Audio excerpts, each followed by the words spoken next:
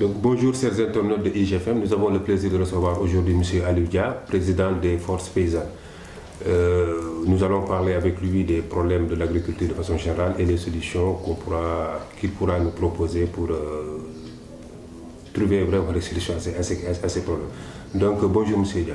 Bonjour. Est-ce que rapidement vous pouvez nous présenter votre organisation? Forces Paysannes est une plateforme agricole reconnue au niveau national comme au niveau international parce que diagnostiquée même par la Banque mondiale.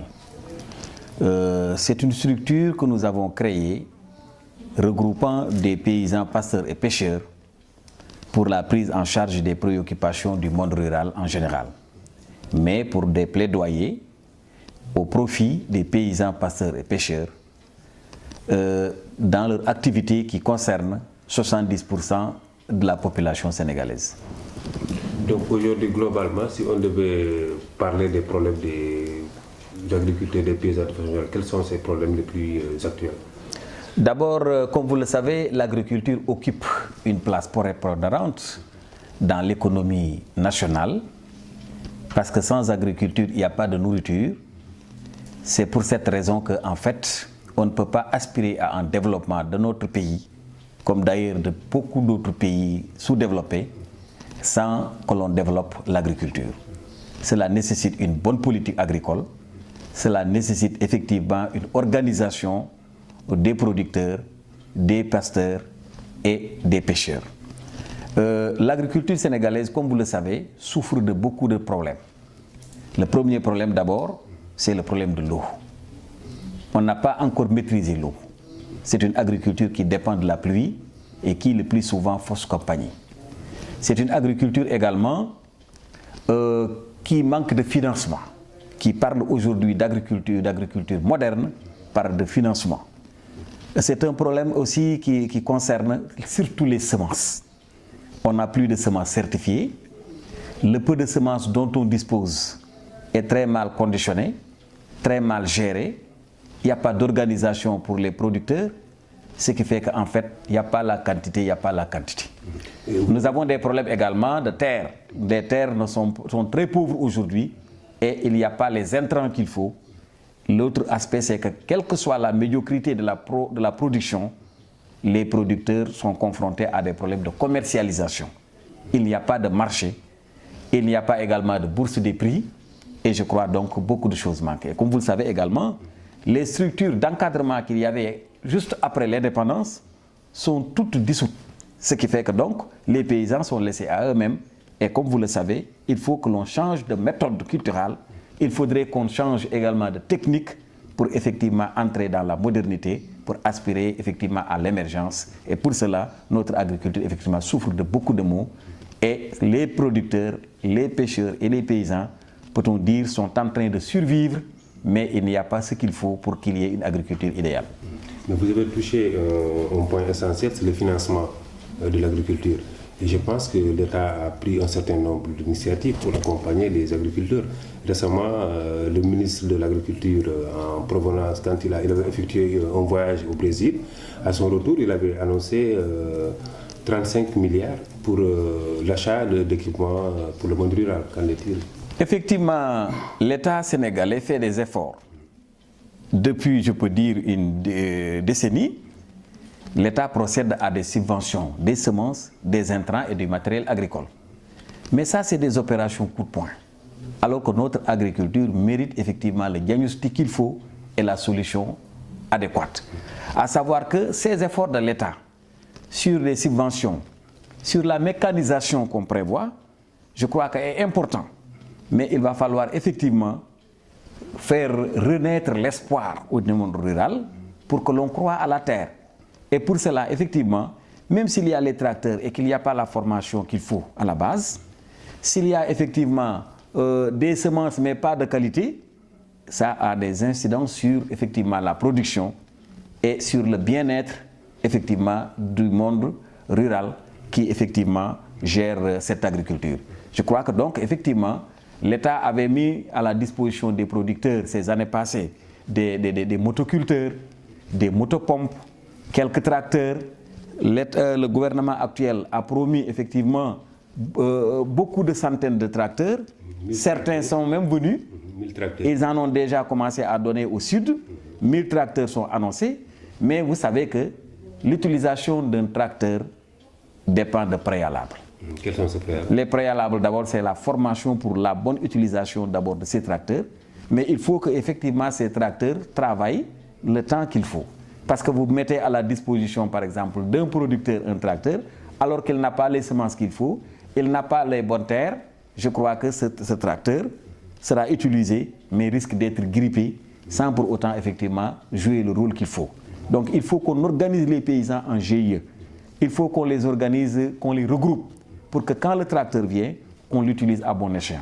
Mais en donner à une tierce personne, en donner à 2 personnes, je crois que ça c'est mal utilisé, sous-utiliser les tracteurs, et ça ne donne pas une rentabilité. Je crois donc que l'État doit procéder à une formation pour une bonne utilisation de ces tracteurs, cibler effectivement les véritables acteurs pour les en donner. Parce que vous les donnez effectivement à des gens qui pratiquement sont beaucoup plus affairistes que producteurs, cela pose problème, et nous avons senti effectivement cela dans la distribution. Je crois donc que là, il va falloir une réorganisation du secteur agricole et surtout des producteurs. Faire de sorte que, quand même, ces tracteurs soient mis entre les bonnes mains. Faire de sorte effectivement que les semences viennent à temps, que ce soit des semences certifiées, sélectionnées, que les intrants soient disponibles et faire de sorte également que le financement suit.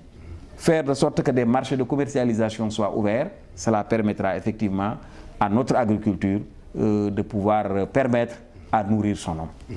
Donc l'hivernage s'annonce peut-être dans 2 mois maximum, au mois de juin, juillet. Est-ce que l'état des semences sont bons? Eh bien, je crois que d'ici même 15 jours, on peut attendre à des pluies au sud du pays. Parce qu'en mi-mai, généralement, on enregistrait des pluies au sud. En début juin, souvent, on enregistrait même des pluies au centre du pays. Ce qui fait qu'aujourd'hui, effectivement, toutes les dispositions doivent être prises permettant une bonne préparation de l'hivernage. L'État a annoncé un quota en termes de semences. 74 000 tonnes de semences d'arachide, dont 24 000 tonnes de certifiés et 50 000 tonnes d'écrémés. Une quantité importante d'engrais également est annoncée. D'ailleurs, concernant l'engrais, les dépôts sont déjà effectifs. Ils ont commencé à déposer les engrais. Ça, je félicite le ministre de l'Agriculture. Je félicite l'État parce qu'ils ont commencé très tôt ce dépôt. Cela permettra effectivement à ces paysans d'en disposer et de faire l'utilisation sans poser de problème. Et cela, les semences doivent suivre. Pour les semences, les notifications ne sont pas encore sorties permettant aux opérateurs de faire d'abord les dépôts au niveau des points de cession. Il faut que donc ces notifications sortent, permettant aux opérateurs de mettre à temps ces semences à la disposition des paysans pour que les pluies ne les surprennent pas. Donc je crois qu'un conseil interministériel devrait même être tenu les 6 et 7 de ce mois-ci à Kaolack pour effectivement annoncer ces mesures. C'est reporté et certainement dans quelques jours, cela va être vraiment programmé et ça permettra effectivement de mettre à temps et les semences et les intrants et ce matériel agricole qui commence à compte-gouttes à venir au Sénégal. Mais globalement, par rapport à la campagne passée, souvent on parle d'histoire de bons impayés. Est-ce que toujours c'est des choses qui existent? Eh bien, effectivement, vous avez raison. Parce qu'en termes de campagne, quand on parle de la campagne agricole, où on parle de semences, on parle d'intrants, on parle effectivement de commercialisation, on parle effectivement de la fertilisation même des sols. Mais s'agissant maintenant de la campagne de commercialisation, c'est après la production. C'est là où surtout le Sénégal a eu des problèmes ces années passées, surtout cette année. La campagne n'était pas bonne parce qu'il n'y avait pas le financement. La structure la mieux qualifiée, qui était la Suneor, était confrontée à des problèmes de trésorerie. Nous avions alerté très tôt pour dire que laisser la Suneor mourir, c'est sacrifier la filière arachidière. Laisser la Suneor mourir serait une catastrophe pour l'économie rurale. Nous félicitons l'État d'avoir pris les dispositions permettant à la Suneor d'essouffler. Il va falloir l'appuyer, il va falloir l'accompagner, parce que sans la Suneor, la filière arachidière ne peut pas survivre. Donc je crois qu'on a eu des difficultés de commercialisation cette année, parce qu'il n'y avait pas de financement. Le prix était fixé à 200 francs le kilogramme. les paysans n'ont même pas pu vendre à 150 francs. Ils ont bazardé presque leur production. Et ça, je crois qu'il faut l'éviter ultérieurement. Et pour cela, il va falloir s'y mettre à temps. Trouver le financement après estimation de la production, accompagner la Suneor, assister les paysans, leur permettre effectivement de pouvoir vraiment vivre de leur sueur, c'est-à-dire vendre leur production à des prix rémunérateurs. Ça les encouragera effectivement à rester en brousse, ça leur permettra effectivement de s'occuper de l'agriculture, ça leur permettra effectivement de convenir à leurs besoins sans attendre toujours des assistances de l'État ou même des subventions venant de l'État. Okay. Mais ce fiasco noté dans la campagne de commercialisation, est-ce que c'est à mettre dans l'actif de l'inexpérience de l'ancien ministre de l'Agriculture ou simplement par le manque d'organisation des acteurs de l'agriculture? Eh bien, ce n'est pas de la faute des acteurs. S'agissant du ministre également, je crois que tout ce qu'il devait faire, c'est rendre compte à temps et fidèlement. Mais le problème, c'est que, comme vous le savez, le Sénégal est ce qu'il est. Quand vous occupez un poste, dès qu'on vous alerte, vous pensez qu'on vous critique. Dès qu'on vous indique la voie, vous croyez qu'on vous dit que vous êtes inexpérimenté. Ce qui n'est pas le cas. Nous sommes des acteurs, nous sommes des citoyens sénégalais, nous sommes dans des organisations paysannes. Dès que nous sentons que ça ne va pas marcher, il va falloir dire à temps que, attention, si on ne fait pas ça, ça ne marche pas. Le problème, c'est qu'il faut qu'on se mette à temps pour savoir qu'on ne peut pas commercialiser sans de l'argent.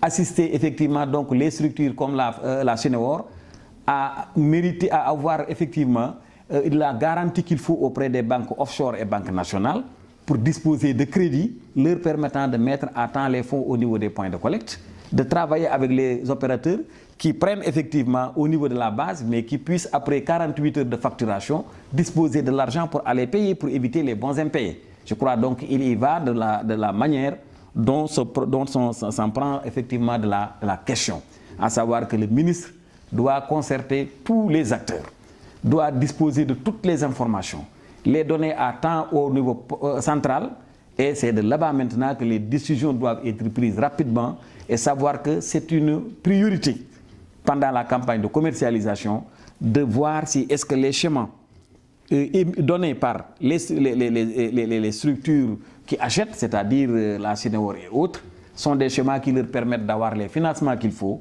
d'accompagner les opérateurs pour avoir le financement qu'il faut, d'encadrer les paysans pour qu'ils puissent vendre sans effectivement recevoir en contrepartie des bons impayés, vraiment à n'en pas finir.